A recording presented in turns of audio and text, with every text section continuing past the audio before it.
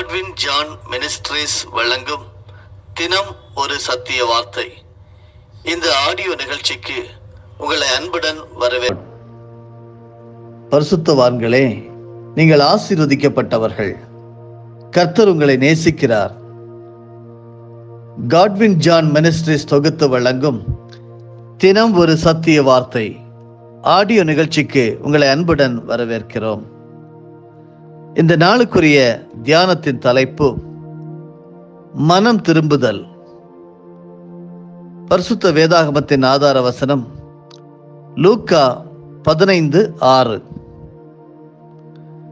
காணாமற் போன என் ஆட்டை கண்டுபிடித்தேன், என்னோடு கூட சந்தோஷப்படுங்கள். Luke 15:6. Rejoice with me, for I have found my sheep which was lost. இன்றைய முதலாவது தியான பகுதி லூக்கா 15-7 வசனங்கள். சகல ஆயக்காரரும் பாவிகளும் இயேசுனுடைய வசனங்களை கேட்கும்படி அவரிடத்தில் வந்து சேர்ந்தார்கள். அப்பொழுது பரிசேயரும் வேதபாரகரும் முறுமுறுத்து, இவர் பாவிகளை ஏற்றுக்கொண்டு அவர்களோட சாப்பிடுகிறார் என்றார்கள்.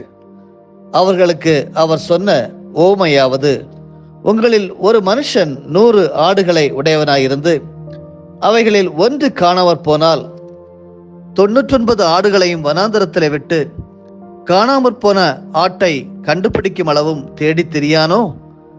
கண்டுபிடித்த பின்பு அவன் சந்தோஷத்தோட அதை தன் தோள்களின் மேல் போட்டுக்கொண்டு வீட்டுக்கு வந்து சிநேகிதரையும் அயலகாத்தாரையும் கூட வரவழைத்து, காணாமற் போன என் ஆட்டை கண்டுபிடித்தேன், என்னோடு கூட சந்தோஷப்படுங்கள் என்பான் அல்லவா?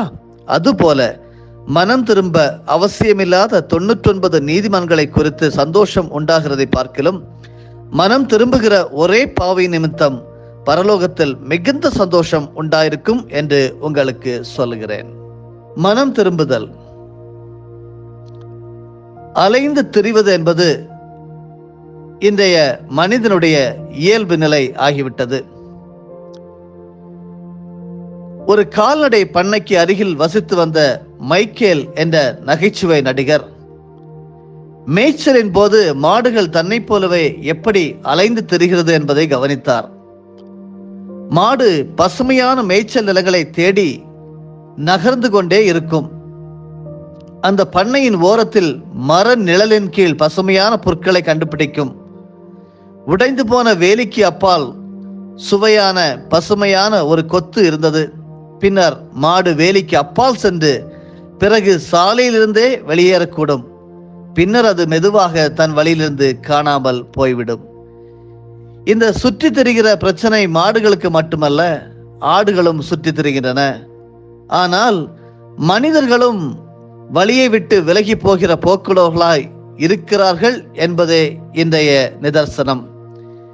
இதனால்தான் வேதாகமத்தில் தேவன் நம்மை ஆடுகளோடு ஒப்பிடுகிறார்.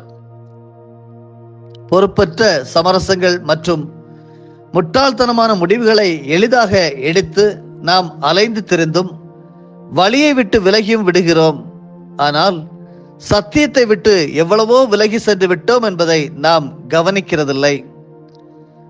இன்று நாம் வாசிக்க கேட்ட தியான பகுதியாகிய லூக்கா 15-7 வசனங்களிலே பரிசேயர்களுக்கு இயேசு காணாமல் போன ஆட்டின் கதையை கூறுகிறார். தன்னிடமிருந்த 99 ஆடுகளை விட்டுவிட்டு காணாமல் போன ஒரு ஆட்டை தேடி சென்ற மேய்ப்பனுக்கு அந்த ஒரு ஆடு மிகவும் மதிப்புள்ளதாய் இருந்தது. காணாமல் போன அதை அவன் கண்டுபிடித்த பின்பு அவன் சந்தோஷப்பட்டான் என்று பார்க்கிறோம். இங்கே சொல்லப்பட்டிருக்கிறது லூக்கா 15:6. வீட்டுக்கு வந்து சிநேகிதரையும் அயலகத்தாரையும் கூட வரவழைத்து, காணாமற் போன என் ஆட்டை கண்டுபிடித்தேன், என்னோட கூட சந்தோஷப்படுங்கள் என்பான் அல்லவா என்று இயேசு அந்த உவமையை அவர்களுக்கு விளக்குகிறார். அருமையானவர்களே, மனம் திரும்பி இயேசு எனக்கு போதும் என்று அவரிடம் வருபவர்கள் நிமித்தம் தேவனும் அப்படியே சந்தோஷப்படுகிறார். காணாமல் போன என் ஆட்டை கண்டுபிடித்தேன், என்னோட கூட சந்தோஷப்படுங்கள் என்று இயேசு அன்று கூறின வார்த்தையை இன்றும் யாராவது எனக்கு இயேசு மாத்திரம் போதும் என்று சொல்லி வருகிறவர்களுக்கு இதே வார்த்தையை கூறுகிறார். நம்மை பாவத்திலிருந்து மீட்கவும் பரலோகம் சேர்க்கவும் தேவன் நமக்காக ஒரு இரட்சகரை அனுப்பினார், அவர்தான் இயேசு கிறிஸ்து என்று நம்புங்கள், விசுவாசியுங்கள். ஒருவேளை நீங்கள் தவறான வழியில் அலைந்து கொண்டிருக்கலாம்.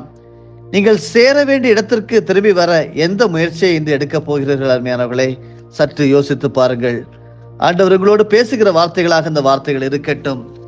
ஏசாயா தீர்க்கதரிசியின் புஸ்தகம் 44வது அதிகாரம் வசனம் 9 முதல் 11 வரையிலும் வாசிக்க இருக்கிறேன். 21 முதல் 23 வரையிலும் படிக்கிறேன். ஏசாயா 44 வசனங்கள் 9 முதல் 11 முடிய. விக்கிரகங்களை உருவாக்குகிற யாவரும் வீணர், அவர்களால் இச்சிக்கப்பட்டவைகள் ஒன்றுக்கும் உதவாது. அவைகள் ஒன்றும் காணாமலும் ஒன்றும் அறியாமலும் இருக்கிறது என்று தங்களுக்கு வெட்கமுண்டாக அவைகளுக்கு தாங்களே சாட்சிகளாயிருக்கிறார்கள். ஒன்றுக்கும் உதவாத தெய்வத்தை உருவாக்கி விக்கிரகத்தை வார்ப்பிக்கிறவன் எப்படிப்பட்டவன்? இதோ அவருடைய கூட்டாளிகள் எல்லாரும் வெட்கமடைவார்கள். தொழிலாளிகள் நர ஜீவன்கள் தானே, அவர்கள் எல்லாரும் கூடி வந்து நிற்கட்டும். அவர்கள் ஏகமாய் திகைத்து வெட்கப்படுவார்கள். யாக்கோபே, இஸ்ரவேலே, இவைகளை நினை. நீ என் தாசன், நான் உன்னை உருவாக்கினேன். நீ என் தாசன், இஸ்ரவேலே, நீ என்னால் மறக்கப்படுவதில்லை. உன் மீறுதல்களை மேகத்தைப் போலவும் உன் பாவங்களை கார் மேகத்தைப் போலவும் அகற்றிவிட்டேன். என்னிடத்தில் திரும்பு, உன்னை நான் மீட்டுக்கொண்டேன். வானங்களே, களித்து பாடுங்கள், கர்த்தர் இதை செய்தார். பூதலத்தின் தாழ்விடங்களிலே ஆர்ப்பரியுங்கள். பர்வதங்களே, காடுகளே, காட்டில் உள்ள சகல மரங்களே, கம்பீரமாய் முழங்குங்கள். கர்த்தர் யாக்கோபை மீட்டு இஸ்ரவேலிலே மகிமைப்படுகிறார். அருமையானவர்களே, ஒரு நாள் காலையில் வீட்டின் அருகில் உள்ள குளத்தை பார்வையிட்டேன். ஒரு தலைகீழான படகின் மேல் உட்கார்ந்து ஒரு மென்மையான மேற்கு காற்று நீரின் மேற்பரப்பு முழுவதிலும் காணப்பட்ட மூடுபனியை துரத்துவதை பார்த்து யோசித்துக் கொண்டிருந்தேன். மூடுபனி வட்டமிட்டு சுழன்றது. சிறிய சூறாவளிகள் எழுந்து அடங்கின. அதற்கு பின்னர் சூரிய ஒளி மேகங்களின் வழியாக சென்றதினால் மூடுபனி மறைந்தது. இந்த காட்சி எனக்கு ஆறுதல் அளித்தது. ஏனென்றால் நான் சற்று முன் வாசித்த உன் மீறுதல்களை மேகத்தை போலவும் உன் பாவங்களை கார் மேகத்தை போலவும் அகற்றிவிட்டேன் என்று ஆண்டவர் ஏசாயா தீர்க்கதரிசியின் மூலமாக 44வது அதிகாரம் 22வது வசனத்துடன் நான் இதை இணைத்து பார்த்தேன். தொடர்ச்சியான பாவ எண்ணங்களிலிருந்து என்னை திசை திருப்ப வேண்டி நான் அந்த இடத்திற்கு சென்றேன். அந்த பாவங்களை நான் அறிக்கை செய்தாலும் நான் மீண்டும் அந்த பாவத்தை செய்யும் போது தேவன் என்னை மன்னிப்பாரா என்று யோசிக்க ஆரம்பித்தேன். ஒருவேளை என்னை கேட்டுக்கொண்டிருக்கிறவர்கள் கூட பாவங்களை செய்து மனம் திரும்பி மீண்டும் அந்த பாவங்களை அறிக்கை செய்து மீண்டும் அந்த பாவத்தை செய்யும் போது தேவன் உங்களை மன்னிப்பாரா என்று யோசித்துக் கொண்டிருக்கலாம்.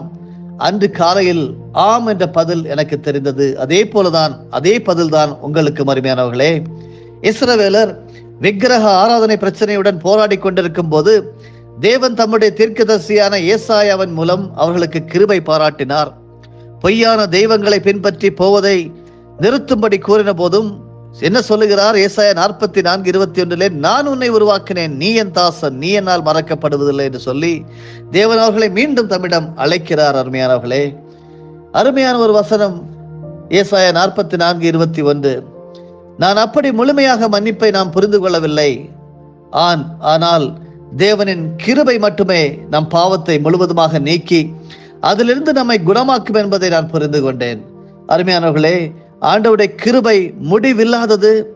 அவரை போல தெய்வீகமானதும் நமக்கு தேவையான போதெல்லாம் அது கிடைக்கிறது. அருமையானவர்களே, அந்த கிருபைக்காக தேவனை நாம் துதிக்க வேண்டும். இதற்காக அவருக்கு நன்றியுள்ளவனாக நான் இருக்கிறேன். நீங்களும் நன்றியுடையவர்களாக இருக்க வேண்டும்.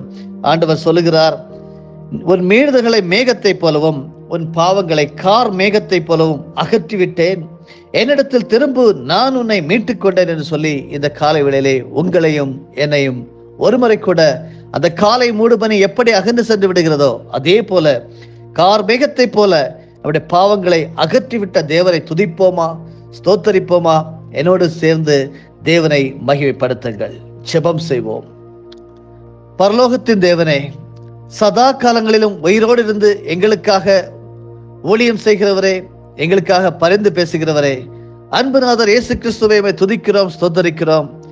காணாமற் போனேன், ஆட்டை கண்டுபிடித்தேன், என்னோட கூட சந்தோஷப்படுங்கள் என்று சொல்லி மனம் திரும்புகிற ஒரே பாவை நிமித்தம் பரலோக ராஜ்யத்திலே மிகுந்த சந்தோஷம் உண்டாயிருக்கிறது என்று நாங்கள் அறிந்து உமக்கு நாங்கள் நன்றி செலுத்துகிறோம். அப்பா, ஸ்தோத்திரம்.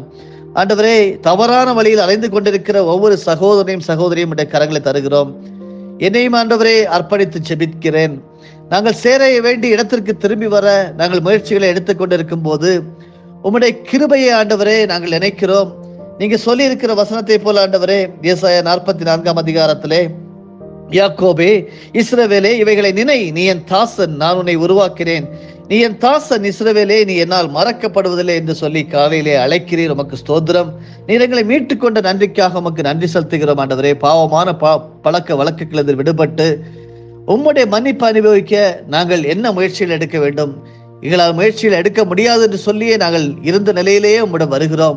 எங்களை மன்னிக்கிறதற்காக ஸ்தோத்திரம். உம்முடைய கிருபை எங்கள் மீது இருக்கிறது, அது தெய்வீகமானது. எங்களுக்கு வேண்டிய போதெல்லாம் அது கிடைக்கிறது. அதற்காக நாங்கள் நன்றியுள்ளவர்களாக இருக்கிறோம். தொடர்ந்து காத்துக்கொள்ளும், வழி நடத்தும், ஆசீர்வதித்து காத்துக்கொள்ளும். இயேசு கிறிஸ்துவின் மூலமே ஜெபிக்கிறோம் நல்ல தந்தையே. ஆமீன், ஆமீன், ஆமீன்.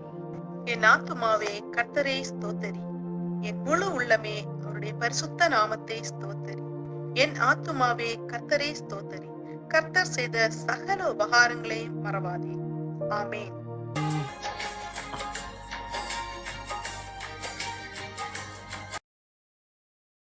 நம்முடைய ஆண்டவராகிய இயேசு கிறிஸ்துவின் மூலமாக உங்களை நாங்கள் மனமாற ஆசீர்வதிக்கிறோம்.